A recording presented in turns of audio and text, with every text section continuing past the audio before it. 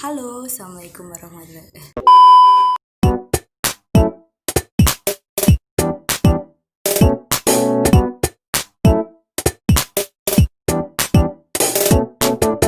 Halo, Assalamualaikum warahmatullahi wabarakatuh. Selamat datang di channel aku, Frat Daily. Untuk video kedua kali ini, aku akan membahas mengenai dinasti Al-Murabitun. FYI, untuk kalian yang baru pertama kali menonton channel ini, kenalin, nama aku Fradika Maulidina. Untuk selengkapnya, happy for watching.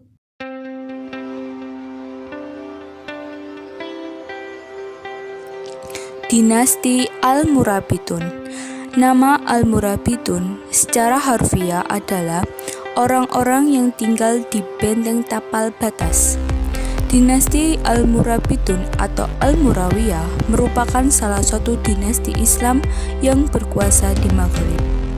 Murabitun atau Al-Moravid adalah dinasti Berber yang berasal dari Sahara dan menyebar di wilayah Afrika Barat Laut dan semenanjung Iberia selama abad ke-11. Di bawah dinasti Mor, kekaisaran ini terbentang dari Maroko, Sahara Barat, Gibraltar, Damken atau di Aljazair, Senegal, Mali, Spanyol, dan Portugal. Sejarah dinasti Al-Murabitun. Asal-usul dinasti ini dari Lamtuna, salah satu dari suku Sanhaja. Mereka juga disebut Al-Mulasimun atau orang-orang bercadar. Pada abad ke-11, pemimpin Sanhaja Yahya bin Ibrahim melaksanakan ibadah haji ke Mekah. Dan sekembalinya dari Arabia, ia mengundang Abdullah bin Yasin, seorang alim terkenal di Maroko, untuk membina kaumnya dengan keagamaan yang baik. Kemudian beliau dibantu oleh Yahya bin Umar dan saudaranya Abu Bakar bin Umar. Perkumpulan ini berkembang dengan cepat sehingga dapat menghimpun sekitar 1.000 orang pengikut. Di bawah pimpinan Abdullah bin Yasin dan komando militer Yahya bin Umar, mereka berhasil memperluas wilayah kekuasaannya sampai ke Wadi Dariyah dan kerajaan Sijil Masad pada tahun 447 Hijriah atau 1055 Masehi yang saat itu dikuasai oleh Mas'ud bin Wahnuddin. Ketika Yahya bin Umar meninggal dunia pada tahun 448 Hijriah atau 1056 Masehi, jabatannya diganti oleh saudaranya, yakni Abu Bakar bin Umar. Kemudian ia menaklukkan daerah Sahara Maroko. Setelah diadakan penyerangan ke Maroko Tengah dan Selatan, selanjutnya menyerang suku Berkwata yang menganut paham bid'ah. Wilayah selatan Maroko, negara Sus, Akhmat, dan Berkwata dapat ditaklukkan tahun 452 Hijriah. Dalam penyerangan ini, Abdullah bin Yasin wafat pada tahun 1059 Masehi. Sejak saat itu, Abu Bakar memegang kekuasaan secara penuh dan ia berhasil mengembangkannya, dan dari sini pula diyakini sebagai awal dari sistem kesultanan. Abu Bakar berhasil menaklukkan daerah utara Atlas Tinggi dan akhirnya ia dapat menaklukkan daerah Maroko. Kemudian ia mendapat berita bahwa Buluguan, Raja Kala dari Bani Hamad, mengadakan penyerangan ke Maghrib dengan melibatkan kaum Sanhaja. Mendengar berita itu, ia kembali ke Sanhaja untuk menegakkan perdamaian. Tahap Murabitun sebagai negara agama secara formal dimulai saat Yusuf bin Tashfin memimpin Murabitun dengan pemerintah layaknya sebuah negara. Pada tahun 1062 Masehi, Yusuf bin Tashfin mendirikan ibu kota di Maroko. Dia berhasil menaklukkan Fes pada tahun 1070 Masehi dan Tangier pada tahun 1078 Masehi.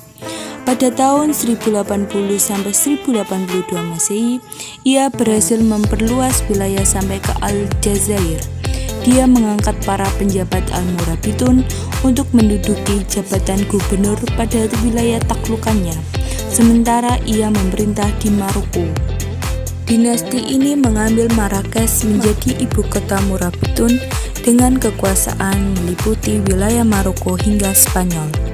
Sebagai negara atas dasar agama, Yusuf bin Tashfin yang memerintah pada tahun 453-500 Hijriah tetap konsisten dalam berjihad memberantas kemungkaran yang terjadi di kalangan internal kekuasaan Islam atau peperangan yang dikobarkan oleh pihak Kristen.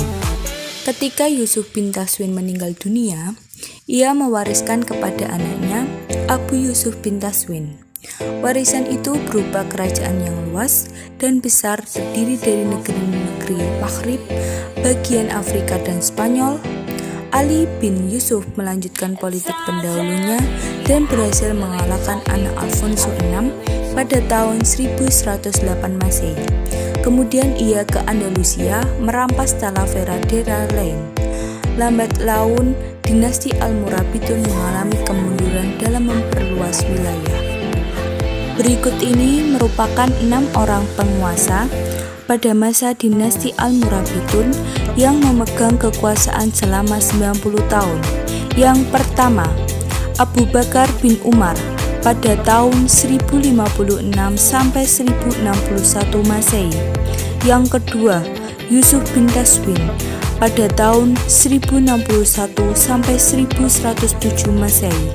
Yang ketiga, Ali bin Yusuf pada tahun 1107 sampai 1143 Masehi. Yang keempat, Tashfin bin Ali pada tahun 1143 sampai 1145 Masehi. Yang kelima, Ibrahim bin Tashfin, dan yang terakhir ialah Ishaq bin Ali. Perkembangan dan kemajuan dinasti Almoravidun. Dinasti Almoravidun memegang kekuasaan selama 90 tahun dengan 6 orang penguasa.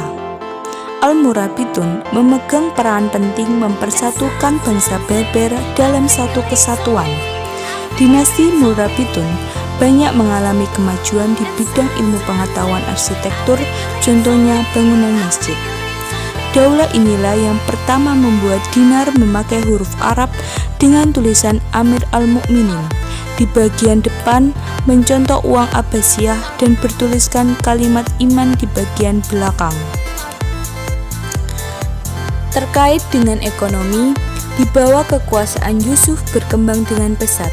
Ia dapat mengumpulkan penghasilan untuk negara sebesar 120.000 pons emas. Ia juga menghapus pajak karena tidak ada perintah dalam Al-Quran.